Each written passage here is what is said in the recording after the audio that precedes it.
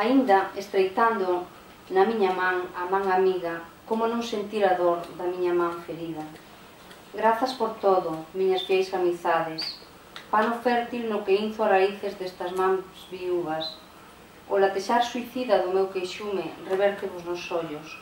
Tamén vos fille a coitelada que me mata, e aínda recolledes o sangue que derramo en abnegado xesto. Mal vos pago, mudas testemunhas da aflición que esgota no meu corpo o esvaecido alento. Bastión ergueito na dura tempestade, onde me inclino aos cantos das sereas. Dóbrame a avarenta dor que non comparto, e aínda as fungallas mendigades da miña pena.